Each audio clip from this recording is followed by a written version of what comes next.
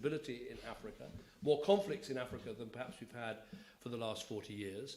And of course, we had a timely reminder last week with the issue of China's cyber attacks on the very heart of our democracy, that we face threats not only in terms of the Russian threat, but also the threat that we face of instability to our south, and of course the issues emerging out of the Indo-Pacific into our own region. And NATO has a role to play in addressing all of those threats.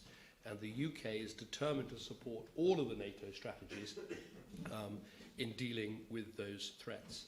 Final point I wanted to make is what will determine the success or failure of NATO in the future.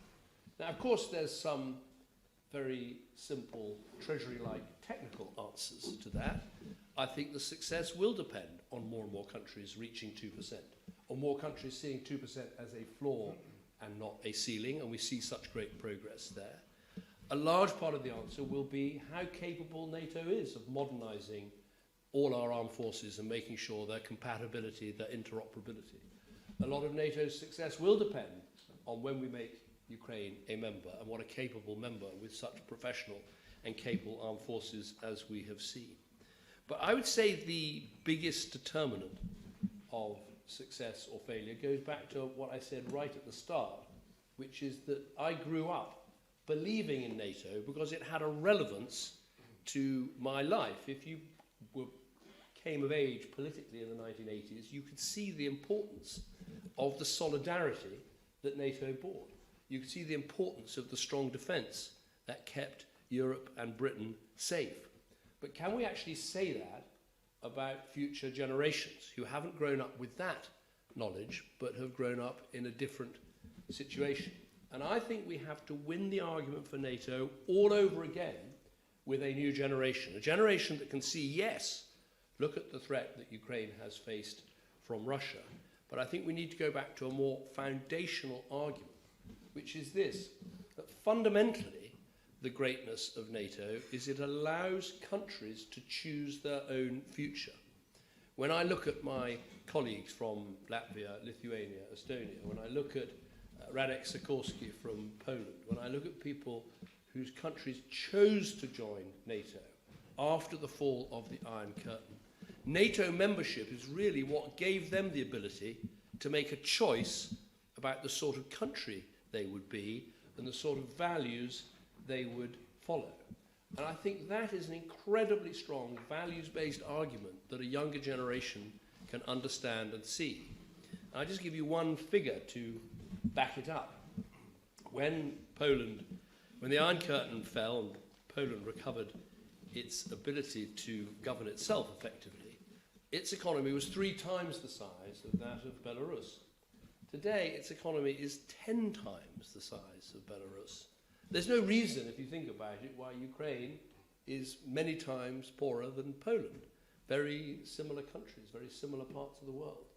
And it's this ability that NATO gives to allow countries to choose to be democracies, to choose to have rights, to choose to have the rule of law, to choose to adopt an open market trading system and form those sorts of relations with other countries.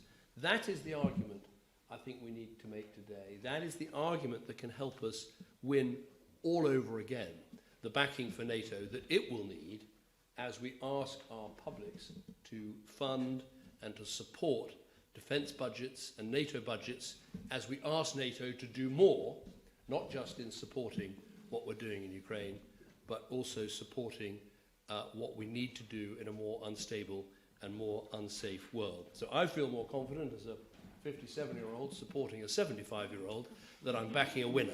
It's been a winner. It's been the most successful defensive alliance in the history of the world. And if we back it financially and back it in its expansion, but also back it with this values-based argument, there's no reason it won't have another 75 years of extraordinary success. Thank you very much.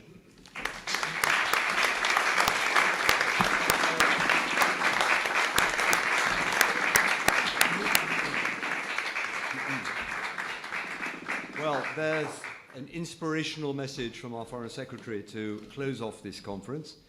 Let me, while I've still got him, say a big thank you to David and to the entire team of UCDEL, Ingrid, Claire, and everyone who've made this possible, with the FCDO team in London. Also RUSI staff, both from London and our small RUSI Europe office, beautifully positioned just around the corner from here, and I hope very much at the centre of the think tank world here. Let me put a quick plug in for another NATO RUSI conference we're going to hold before the Washington summit, looking more at the history of NATO, why we are where we are now, further details to follow on that. And otherwise, once again, thank you to everybody for coming, and I'm glad we got the Foreign Secretary and got a real feel from the front line as to what's been going on. Thanks all very much indeed.